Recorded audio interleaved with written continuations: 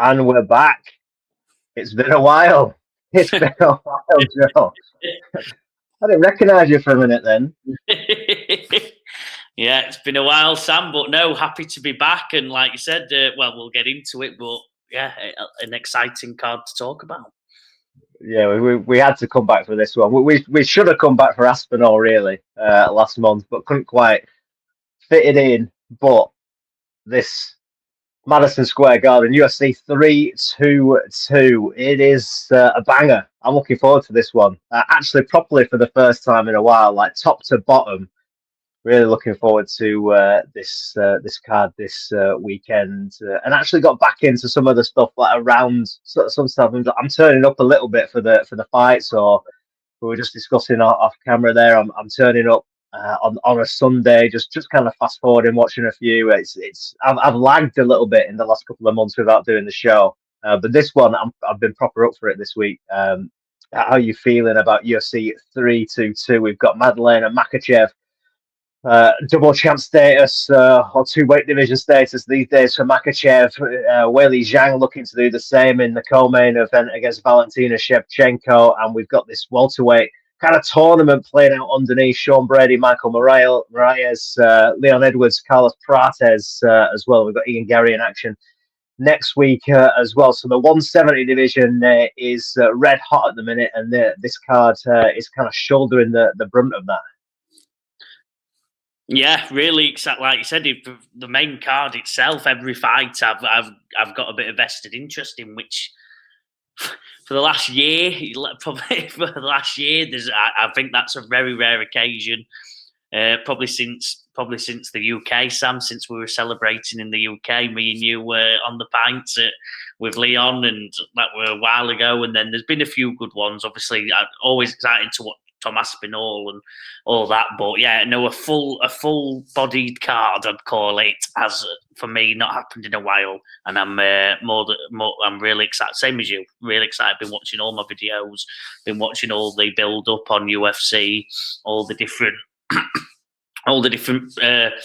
bit of media they put out for it. So I'm ready to go. I'm ready to win the redo of the draft, Sam. To be honest with you.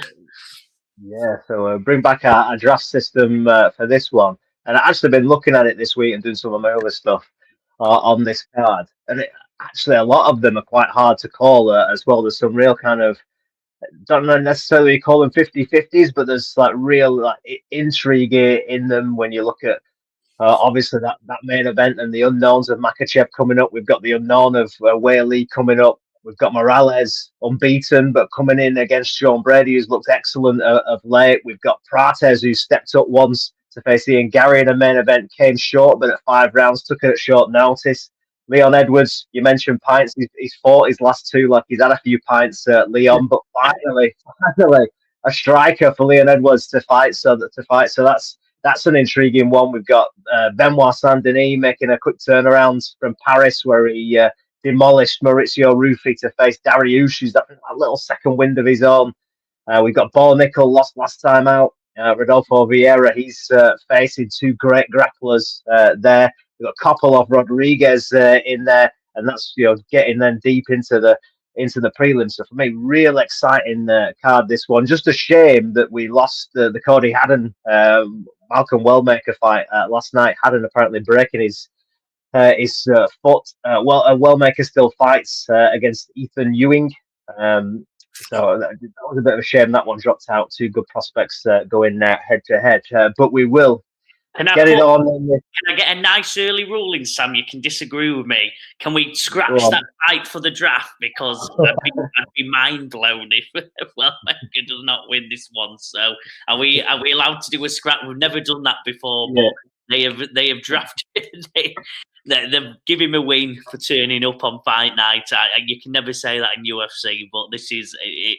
It will be as close, and I think if we remove that one, like you said, then we can really get stuck into the close ones. Because like I said, there's not many heavy, strong favourites in the betting, as you said, right? All right, reluctantly. You might throw us the first pick on that one to come. Okay, we'll scratch that one. But remind us in the rules meeting of our draft rules for anyone that has maybe not seen the show before. It's been that long that they probably forgot anyway. So the UFC draft, Joe v. Sam, we do 5 rounds. Each round we pick one fighter that we believe will win. We talk about the fight, we talk about the fighter itself, and just give a bit of background and reasoning on the pick. We do it snake draft, which means if you pick first, you then pick second the next round, right, and all the way through the draft to make it as fair as possible. And Sam, as I implemented the rule, I will let you kick off round 1. All right. Now it's here. I don't actually know what to pick now. Now old Malcolm's been taken out of the situation. I'm going to go for, I think, Benoit Saint Denis has my first pick. Again, I think this is probably a closer fight than maybe I'm going to make it out to be. But Saint Denis has obviously made his return in the last year. Had a couple of defeats, but for me, Saint Denis is still young in the game. Obviously, he's an 18 fight pro now, but 10 fights in the UFC, and he obviously had that great trajectory at first, but then took that massive leap to face Dustin Poirier. That's just over a year. Well, about 18 months ago now, isn't it? Feels longer than that. Then lost to Moicano, making that comeback in Paris, and was mauled in that fight. But he seems to have got his act together in the last year, and he seems to be just regaining that momentum that he had before. He had a run out last May against Kyle Prepolette, which was, I think, again another late dropout opponent. So he came in, but then Rufy. He really took to school in that one. Someone that I do rate highly, Mauricio Rufy, but obviously the grappling elements showed in that and the differential between the two. And I just think even though Dariush is a really good grappler and he looked good against Moicano last time out in getting the win there, Moicano still hurt him in that fight and still won a round. Dariush came on strong in the second and third rounds. But for me, the way that Saint Denis fights, those back-to-back knockouts that Dariush had, Oliveira, the Sarukian ones, both in the first rounds, when you pressure him and really give him something to think about, I'm not sure he's still got it, Dariush. So for me, that just the unwavering pressure that Saint Denis is going to bring in this fight. He tries to win from the very first, the second of the fight. He'll come out flying, and he mixes it up really well. And it's just when he gets in close, he throws great kicks, great knees, elbows. And I think when he gets in close against Dariush, he's going to make him pay. So for me, Saint Denis making the quick turnaround after beating Rufy in Paris. He gets another win here, and then big fights ahead for the Frenchman in 2026. Like it, Sam. Yeah, I'm not going against you there. Agree with all your points. God, I do feel bad for Beneil. He should have got his title shot, obviously, that couple of years ago now. And then when he lost, he's just not looked the same. Benoit Saint Denis, that early aggression, he's known for like I said, his nickname says it all, doesn't it? The God of War. The God of War is at it, and even though he has showed some grappling elements, probably had to against Rufy. I think he will come. He'll come strong. He'll not want to mess with Beneil in the grappling one. Let Beneil win that, but I think that right hand knockout is coming for Benoit. So yeah, agree with you all the way, Sam. My first round pick. I'm going the main card. Like I said, there's not many bankers, but I think there's, like I said, they're all exciting fights. I'm going to go Sean Brady to beat Michael Morales. I think two easy reasons to start it off. Obviously, age. Michael Morales is 26, Brady's 32. This is Brady's time. It seems to be that peak window between the age of 31, 35 is when most of the champions are crowned nowadays in the UFC. Brady looked, obviously, beat Leon Edwards, who was fighting in the fight before him. I think looked pretty good in that one. And then obviously he's beat Gilbert Burns last year. I just think he's probably fought that higher level of opponent throughout his UFC, beat Kevin Gastelum, obviously had a fight cancelled against JDM, and his latest loss was in 2022 to Beneil. Obviously, Michael Morales has never lost, 18-0, but he's 26. He's not faced the quite competition. I'm saying that because Gilbert Burns, but this is a year older Gilbert Burns that doesn't seem to have that same desire, in my opinion, don't look as tough and ready. And then he fought Neil Magny in 2024. So I think there's a learning curve there. And when you enter that next one, you need that loss. Brady's had that loss himself to Bilal Muhammad. Unless he's that special, he might be. Then we've got a future champion for years to come. If he beats Brady comfortably, obviously that'd be different. I don't think he will. I think Sean's going to fight JDM. I think JDM v Sean Brady's been the fight to make for the last year and a half. I think they seem to be the two that are ready to go and look most impressive in that welterweight division, Sam. So for me, Sean Brady gets the job done, gives Michael Morales a bit of a uncling, as I say, and shows him that, you know what, learn your lessons, get your first loss in, and then get on your run later. But I'll see you in about 3 or 4 years. It's a good shout. It's a good shout. Yeah, I don't know. I'll keep my cards close to my chest on that one. Maybe I'll join the Morales train.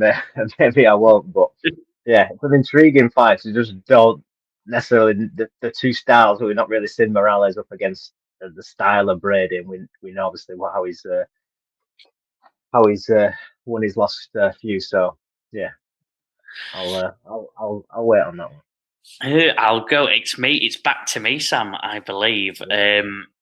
So I apologise for doing this to you, but I'm gonna go. I'm gonna go a women's fight for you, Sam, here. And so I know it's a bit different, but I am going to go Erin Branchfield to beat Tracy Cortez. I think Erin's that bit younger, and it seems to be in the women. Unless you are the champion, you have to hit them heights at a young age and build up into it. I think, like I said, 13-2, 12-2, very similar records, but Erin's only lost to Manon Fiorot in the last couple of years. We've obviously watched Manon lose recently, but very impressive fighter. I just think she'll. I think she'll just have a bit too much for Tracy Cortez, who's getting, for 32-year-old, for anyone that isn't the champion, seems to be all right. She's either going to fight for the championship or start to fade off. I like Erin Branchfield. It might not be the most exciting fight of the night, Sam, but I think they'll throw a few bombs and they'll get stuck in. But Tracy Cortez, I don't think quite has enough for Erin, and I've got Erin winning the fight pretty comfortably in the end, Sam. Fair, yeah, I think that's a good shout. I don't think I'll necessarily be rushing to take you on with old Tracy on that one. All right, back to me then. I think I'm gonna go for. I'm gonna stay on the prelims. I'm gonna go for Bizinger Surakayev, old Hamzat Chimaev's mate. The middleweight had his UFC debut last time out. Been talked up quite a lot. Fought Eric Nolan on the Chimaev card at 319. Got a second round submission there. He's unbeaten in his career to date. Obviously, not been fighting at a great level necessarily before, but I think he's going to have too much here for his opponent, Eric Makhachev, who got a split decision win last time out, beat Cody Brundage, was knocked out by Ruziboev before that. So he is 1-1 in the UFC so far. A decision win against Brundage and then knocked out. But I think Surakayev, a banker on the card if we can't have Wellmaker. So he's my pick, just to look too good, too strong, too powerful, and I think he'll get it done pretty early, to be honest. Nice, I like it. So I'm going deep into early prelims. But if you're willing to stay up till 11-12, you'll be able to watch that one. So I like it. One for the loyal fans who like to watch it before going to bed and waking up in the morning for the main event. My next one. Oof. You know what? I'm going to take a bit of a risk just because I like this fighter so much. It's a heartbreaker to do it, but I'm going Carlos Prates to beat Leon Edwards. I just think Prates is just too dangerous. I hear a lot of people are saying that Edwards can implement that same game plan that Ian Garry did. I think Gary's game plan was very good in that fight. He's shown himself as a master tactician. I'm not sure Leon is probably still at that kind of level for me. I think Gary, in terms of that patient approach, tactical, I think he's up there with the best in this weight division right now. Ian Gary, in terms of putting a game plan together. I'm not sure Leon anymore is quite there. Obviously, he's got the stylistic matchup that he probably wants. A striker, it's probably going to stay on the feet, and Leon probably thinks that he can do the same thing. In fact, I've heard him say it 2 or 3 times this week. You know, it's kind of the same game plan as Ian Gary. I'm kind of rinsing and repeating it. But I just don't know. I just don't know if I don't trust in Leon Edwards to do that anymore. I just don't have the necessarily the faith in him. Not that I'm kind of writing off his career. I think there's still decent fights for Leon Edwards in the UFC. But I think Prates, you know, even though he struggled with the 5 rounds, he struggled with the pacing of it against Gary, he still had him on all fours in that final round, struggling to survive. So picking the moment, he's just got that deft touch, Prates, and I think he can find that against Leon Edwards. Because for me, Leon Edwards, if he wants to be at the top of this division, he has to come out and fight, and he has to come out and try and make a statement in this. He just can't do the patient approach, try and bore his way to a victory. That's not going to work for him. He's still going to be 3 or 4 fights away from a title shot. You know, if, like you said, if Sean Brady wins, if Morales gets a stoppage of Brady, you've got the fight next week with Ian Gary. There's kind of others in the mix still as well. So I'm not sure where a boring Leon Edwards decision win will get him. Back down to 3 rounds. He's been fighting 5-round fights for the last 6 years as well. So he's got to get used to the different pacing now. Whereas Prates had to do it against Gary going up the other way. Now Edwards has got to do it coming back down to 3 rounds. And I just think Prates finds a touch on him in this fight and gets the victory. So I'm going Carlos Prates to beat Ian Gary, and that bounce back win as well from Prates against Jeff Neal. The spinning elbow was majestic last time out, and he's just got, I think, just 1 or 2 more tools in the striking arsenal than Leon Edwards right now. So Prates for me. I like it. I might meet you in the next round on that one, Sam. But for now, in round 3, I've got my pick, and I'm going to go maybe a controversial one, but he's headlining the prelims. It's been the story of the event, and I'm going Bo Nickal. I think he's against Rodolfo Viera. Rodolfo's proven to be a solid, like, not even veteran. He's not had that many fights, but he's 36. He's lost this year to Petrosian. He lost last year to not last year, sorry, in 2023 to it wasn't even them. One was, sorry, I apologise, to Chris Curtis in 2022. He's not very active. He has about 1.5 fights here. This is the most active he's been this year. He's coming off a decision win versus Tricia Gore, who was 6-4. I just don't think they look at Rodolfo as the man to kick on into them higher echelons of the division, where obviously we know they do with Bo Nickal. Bo Nickal's wrestling doesn't have to be argued. He lost, and I think he needed it versus Rene de Ridder.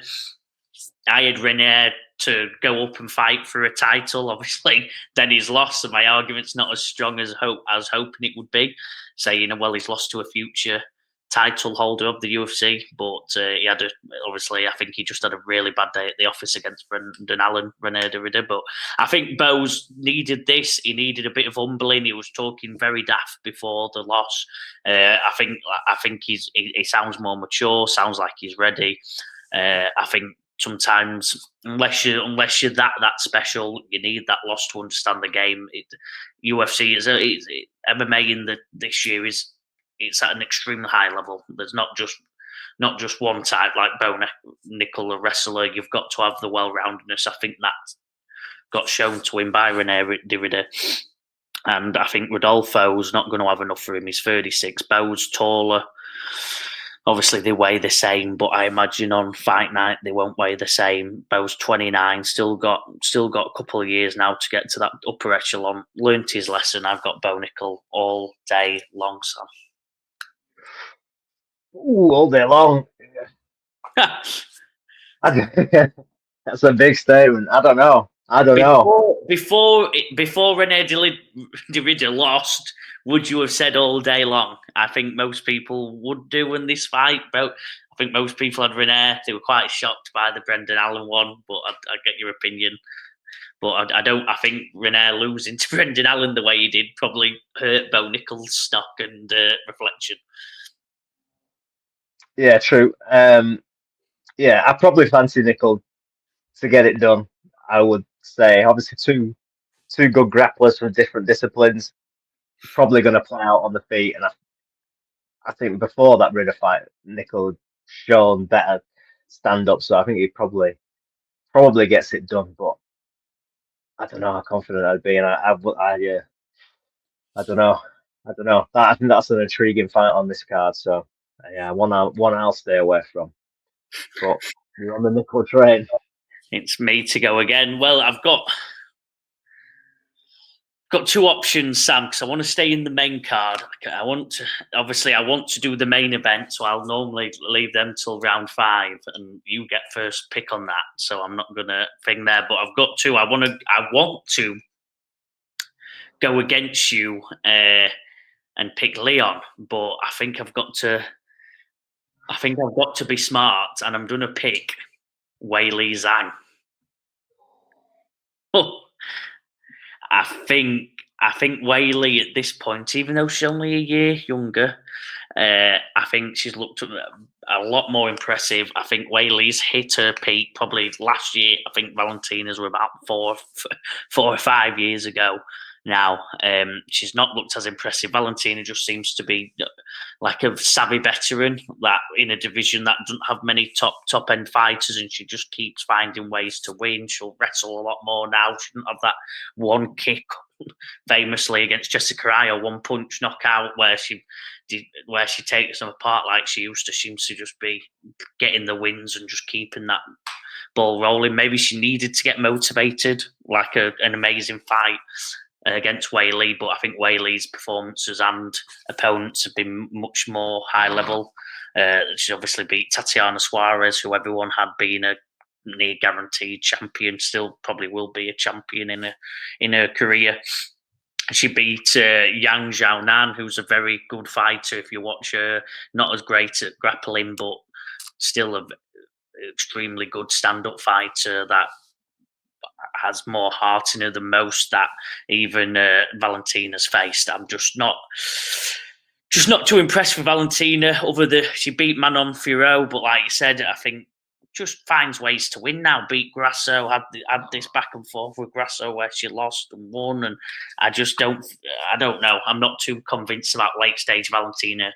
I will say she has been my favourite women fighter of all time. Them earlier years, and the fact she finds ways to win, even when she's probably not as good as she used to be now. She just keeps finding ways to win, keeps having these great fights earlier on. She's had some brilliant knockouts for the women division, along with along with obviously some of the legends of the women. She's one of my top. She's probably number 1 or 2.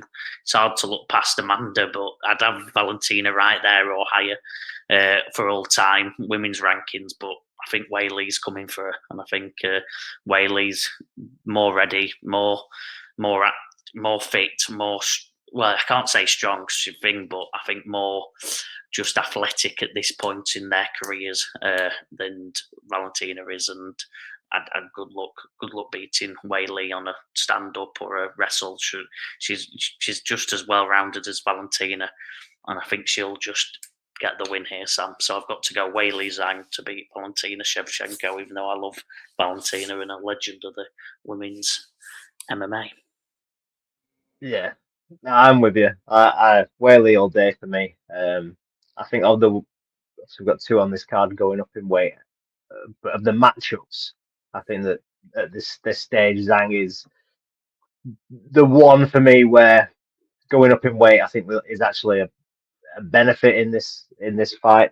I think she can use a strength, pace, her output to good effect against Valentina. As you said with Valentina, she is finding that way to win, but it's not been as impressive. And obviously that Grasso trilogy was, quite hard on her. She eventually got the win, had to resort to the grappling to get it done in that final fight, and then against Firo it was back and forth, and I suppose when you're a champion for that long in terms of, she got beat by Grasso, but she's been in championship class, I think, for the last 12 fights. You kind of tend to then facing a lot of fighters where it is their first time in championship class. So once you get that experience and you kind of learn how to navigate the championship rounds and that kind of thing, then you can tick off these these defenses. So I think someone like Zhang coming up hungry to get the 2 division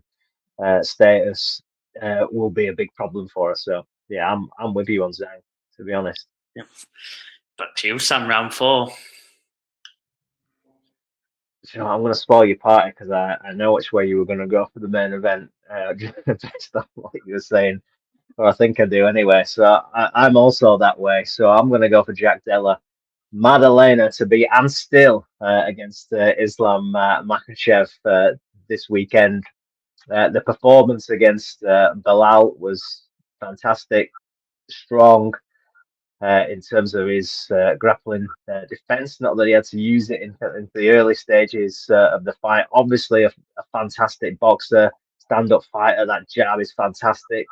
And I saw someone say this at some point this week, but I kind of thought on similar lines that the way they phrased it was different to how I'm thinking it, but it's a bit like the Volkanovski fight, but it's for Makhachev, but he's facing a much bigger guy who has that kind of similar skill set. Great in the scrambles, hard to take down, great on the feet, and he's going to give you a tough night at the office, unrelenting cardio. So I just don't know about Makhachev stepping up to 170. Obviously, he is a big guy anyway. He's always been the bigger guy at lightweight against his opponents. But for me, maybe it is the weight. But obviously, the Moicano one was tick off, easy defense. Everything fell apart with Sarukian at hours' notice. So that we can scratch that from the record. But the Poirier one, obviously, Dustin gave him a real hard 5 rounds in that fight. And then obviously the 2 Volkanovski ones. The first one, Volkanovski gave him a real tough night at the office, stepping up from featherweight to take that one. Came off the couch at short notice to take the second one and got knocked out. So, of the 4 defenses that Makhachev has made as champion, one is Moicano at 24 hours notice, and one is Volkanovski at a week's notice. Was that? I can't quite recall, but it was short notice. Dustin, who had been had come up short in previous title fights, you gave him a real tough test, and obviously he won the belt against Oliveira. He caught Oliveira cold on the night. Obviously, we know about Charles, on his day, fantastic, but can get caught cold. So, yeah, not to take this away from Makhachev, even though I am, just not quite convinced. And stepping up to 170 to face Jack, I think it's going to be tough for him. So they've worked hard on the grappling defense. Craig Jones has been in the camp again. Obviously, he helped Volkanovski in that first fight as well. And I just think it's going to be tough for him. He looked horrible on the scales this morning. Makhachev looked like it was a tough cut even to 170. So maybe he comes good on the night and he shows that superhuman strength that he can, but I'm not convinced. I think Maddalena can make it look a bit like the Muhammad fight, so it's Jack for me. All day, Jack Della Maddalena. Back to you, Sam. Round 5, you've got your last pick of the draft. You're doing it to me now. Where do we go here? Yeah. Where do we go here? Do I go? No, I'm not gonna go. I'm gonna go higher. I can't stoop that low. Do you know what? Just for the fun of it, I gotta take you on the main card. I was thinking of going for the Kopylov Rodriguez fight, but again, I'm not sure on that one. That could be anything for me. So I'm not really going to pick that. It's got potential to be a brilliant fight, but it's also got potential to be. It's one of them ones where they might not touch each other. They might go to war, and let's hope they go to war, and we get a big viewing in the prelims. Yeah, so I'm going to leave that fight alone because I just have no idea in that one. So I'm going to go for Morales to beat Sean Brady. There's just something about him. I don't know. He's got that. He's like, I watched a bit of the press conference last night. It was quite a hard watch because it was one of those press conferences where there's kind of multiple languages going on, and the guy that speaks the champion in Jack Della, he doesn't want to be there, does he? He's not that bothered. He's giving 1 or 2 word answers. He doesn't care. He just wants to get off as soon as possible off the stage. So from that point of view, it kind of opened the floor up to, obviously there's quite a big Chinese contingent for Zhang. There was quite a big contingent for Morales, and there was quite a big contingent for Carlos Prates as well on the stage. And Morales just got so much attention, and he's just got that bit of Stardust quality that he just oozes confidence, this kid, and he's got obviously something when he gets into that octagon. He's finished 4 of his fights inside the distance. Stopped Gilbert Burns. You mentioned Gilbert Burns earlier on. Once great fighter. Now we're kind of seeing the dying embers of Gilbert Burns in the UFC. But it was a really good finish. Stepping up for his age. Neil Magny as well. A tricky veteran. Jake Matthews, always a tough fight as well. That one went the distance. So he's kind of that guy that's passing every test as it goes. And yeah, he's obviously still very young in the game, as you mentioned before, picking Sean Brady, only 26 years old. So that is my worry. And obviously my other worry is that Brady just kind of comes out and has his way with him in the grappling, and we kind of see that almost Leon Edwards win repeated. But I don't know. I just don't know if I see Morales wilting, and I think his grappling might be better than we've seen so far. So for me, I want to take a chance on this kid being the real deal. Michael Morales, the Ecuadorian superstar, I don't know what color jacket he'll be wearing come the post-fight press conference if he wins, but that fruity little pink number that he had on last night was kind of a reminiscent of Connor up there in his mink fur coat and that kind of thing. So he's got something about him, the lad. So for me, I'm gonna take a chance on Morales being the real deal and getting the win over Brady. I like it, Sam. No, yeah, you made a good argument. So no, I'm happy we're going against each other. But I've got to be honest, we're going to be going against each other again, and not on the fight you fought. It's the main event, Sam, and I'm taking Islam Makhachev all day long. I've rewatched UFC posted Jack JDM v Beneil. I've rewatched the full fight earlier on. Love JDM. He looked hungry, but I think Beneil, for whatever reason, just had a stinker. It seems to be happening a lot. That's probably why there is. I think he had a stinker. Really got the first couple of rounds wrong. Let JDM get into rhythm. Did set the precedent early of the grappling, made it a bit too late, and his face were already bloodied and smashed up by the time he decided to start doing it. And JDM were fresher, more comfortable in that ring all day. So I think I wasn't too. It's horrendous to say this because he's the champion, but I didn't watch it in awe, thinking I'm watching a legendary fighter here. I'm watching a very good, very savvy, very smart fighter in JBN that can do a lot of everything and have good stand up. But to be fair to Islam, I love Volk. He's my favourite fighter, and if he didn't win the first fight, but he was bloody close. I think it's Islam's destiny. I'm gonna say the word destiny. It's cringe. It's horrible. But Khabib set the mantle, passed it on. These Dagestani lads work differently. They pass it on. The people hold the mantle for Dagestan, and Islam Makhachev is the holder at the moment. He's the current king of Dagestan. Khabib still does a lot with him, and I think he's always as we said as you said with the weight cut, he's just a big man. I don't know how he used to make lightweight. I don't know how he used to. I don't know how he does make light.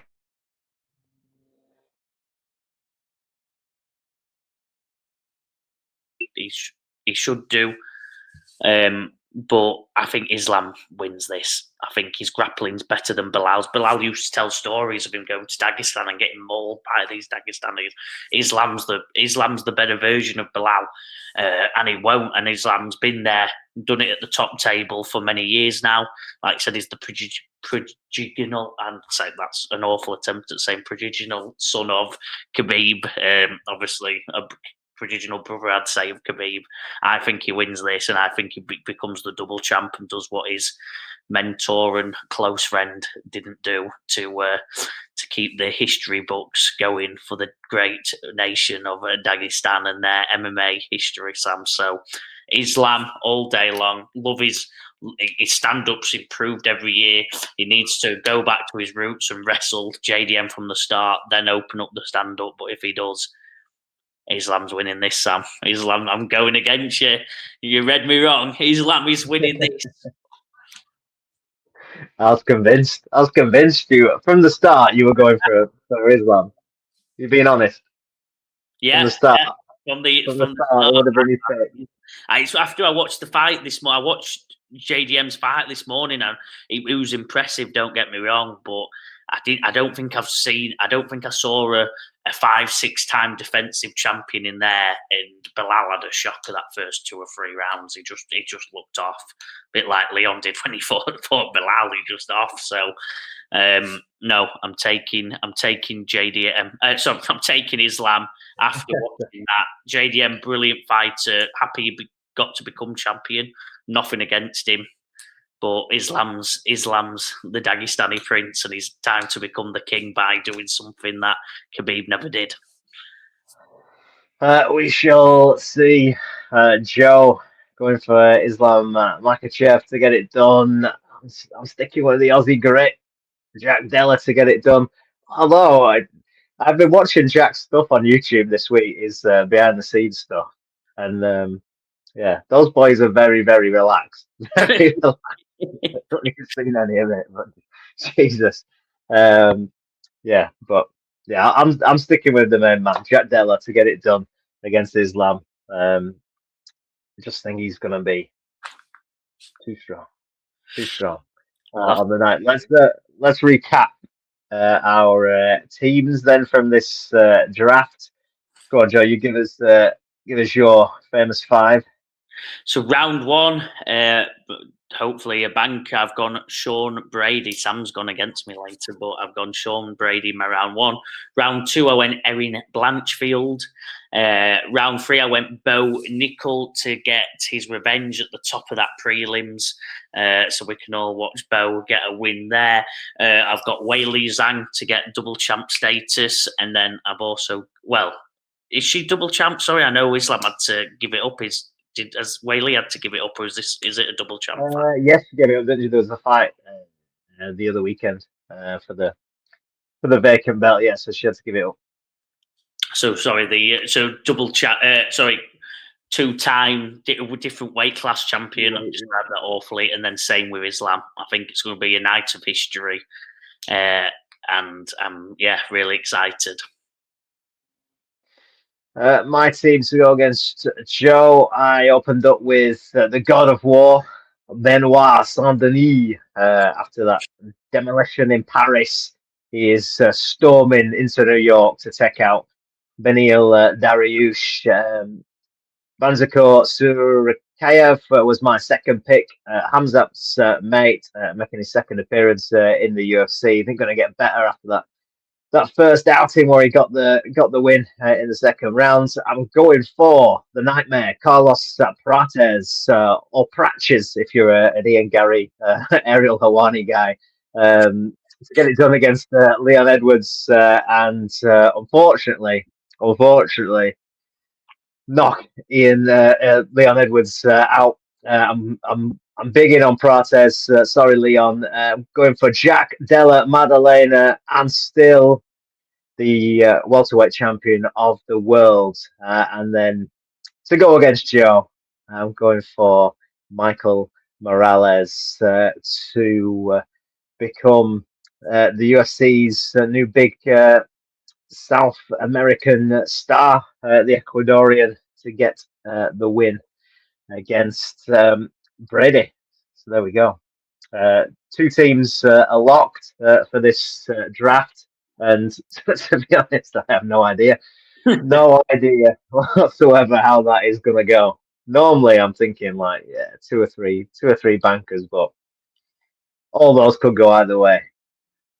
I think that's probably what it's been needed in the sport, hasn't it? Some interesting fights, some future potential stars, and then some solidified champions. It's what a card should be.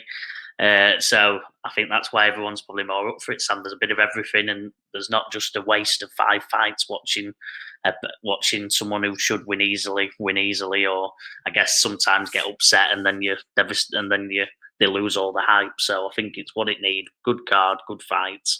Let's have it. Let's have it indeed. So there we go. Thank you very much for joining us. We'll try and be a bit more regular as we end the year. Try and get a couple in before the end of the year. And then a big year ahead for the UFC in 2026 with this Paramount deal and the end of pay-per-view and all that kind of stuff. Hopefully we get Paddy v. Ilya as the first one and we can get some good momentum going at the start of the year. But thanks for tuning in, and thanks, Joe, for joining us. See you on Sunday, Sam, on the messages. Yeah, follow the socials and see how we get on UFC 322 in the early hours of Sunday morning.